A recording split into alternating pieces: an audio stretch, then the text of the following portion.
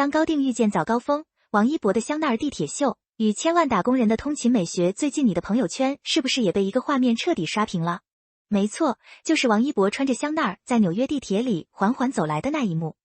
当我第一次刷到这个视频的时候，真的是忍不住屏住了呼吸。伴随着老式地铁那种特有的、略带沉闷的报站声和铁轨摩擦的白噪音，他就像是穿越了时空的旅人，一步步从光影交错中走来。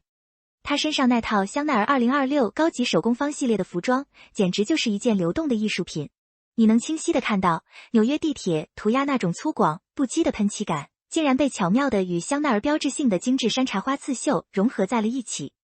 更绝的是细节，据说连袖口都暗藏着纽约地铁线路图的精致纹样。这种将宏大叙事与微观巧思结合的功力，真的让人叹为观止。据 Vogue Runway 的现场报道，这次的新任创意总监 Matthew Blasey 可谓是下足了血本，也动足了脑筋。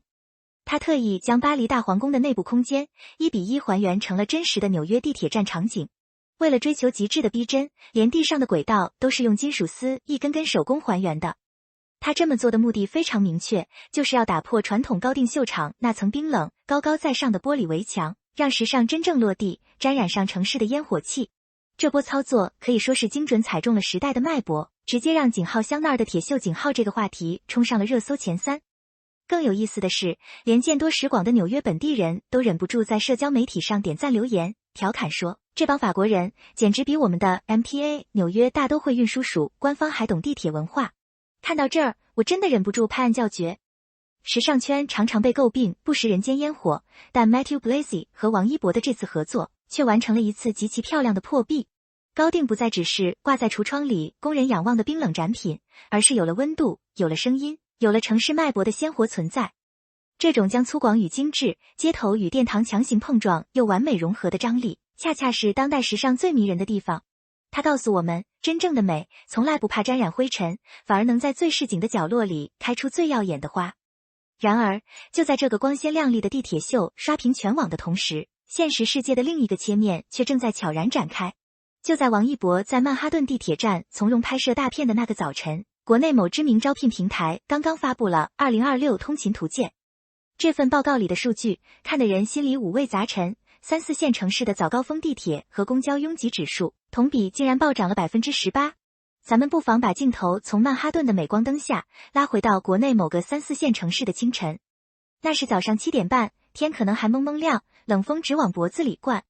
为了抢到一个能稍微眯一会儿的座位，有人穿着廉价的帆布鞋在拥挤的人潮中狂奔，直到鞋跟都磨断了。有人一手拎着公文包，一手护着刚买的早餐，却在车门关闭的瞬间，把温热的豆浆洒在了昨晚刚熨的笔挺的白衬衫上。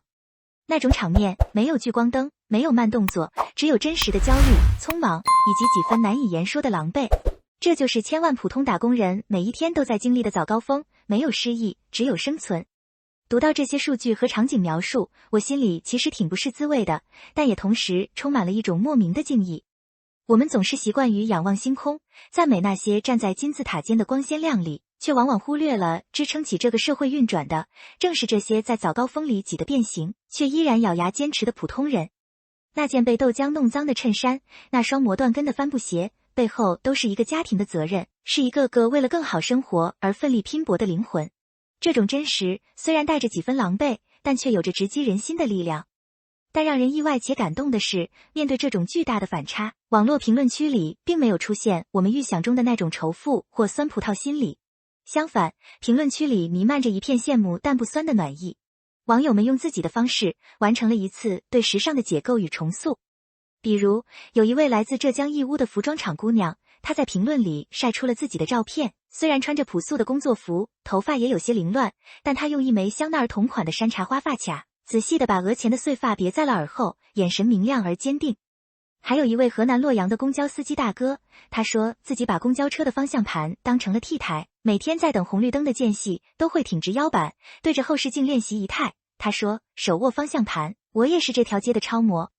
这些生活中鲜活的、带着泥土气息的通勤美学，被热心网友做成了视频合集，在各大平台上的转发量迅速超过了22 million 次。正如那位拥有100万粉丝的时尚博主街拍老炮儿在视频里说的那段话，瞬间击中了无数人的软肋。王一博穿的是高定，打工人穿的是生活。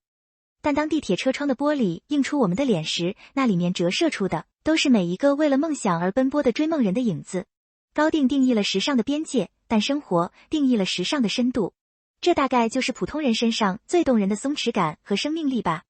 时尚从来就不应该被价格标签所定义。那个义乌姑娘头上的山茶花发卡，那个洛阳司机挺直的后背，他们或许买不起几万块的高定外套，但他们拥有对美的向往和对生活的热爱。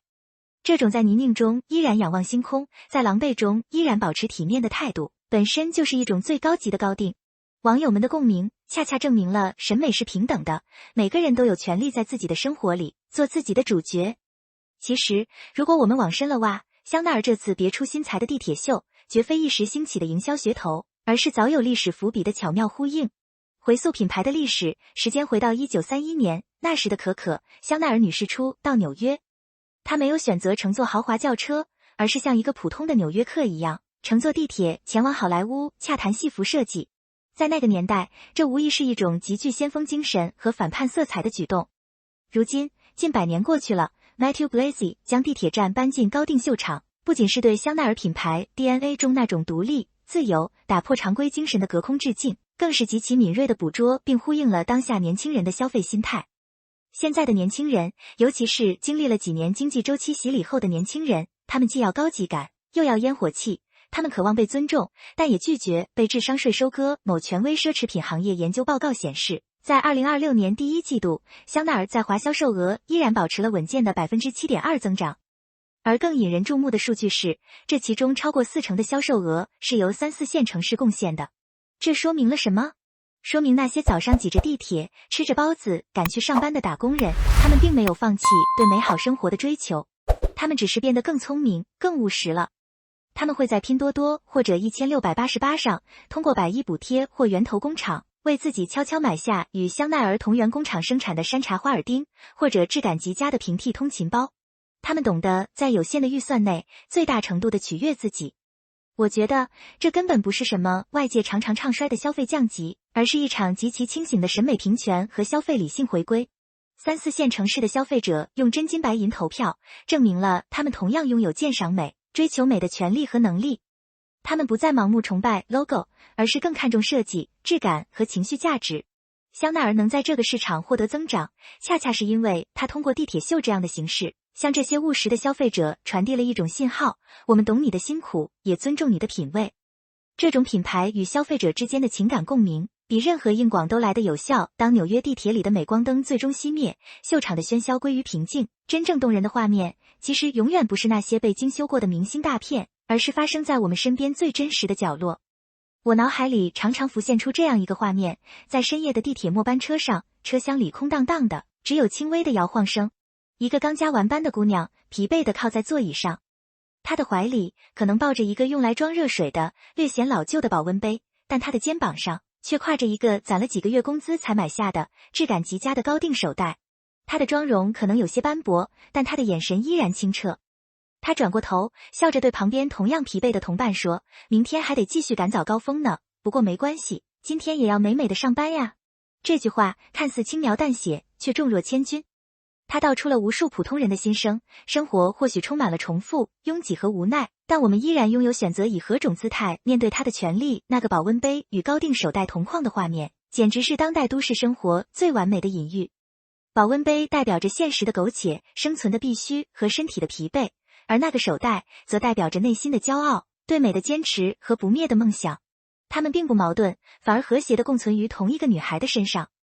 王一博的香奈儿的铁秀是一场华丽的视觉盛宴，它让我们看到了时尚的无限可能，而千千万万打工人的早高峰则是一部波澜壮阔的生活史诗，它让我们看到了生命的坚韧与尊严，时尚意识，风格永存。而最永恒的风格，莫过于在认清了生活的真相之后，依然热爱生活，依然愿意在每一个平凡的早晨，为自己认真搭配一套衣服，别上一枚精致的发卡，然后微笑着，一头扎进那熙熙攘攘的人潮之中。因为每一个认真生活的人，都是自己人生 T 台上最无可替代的超模。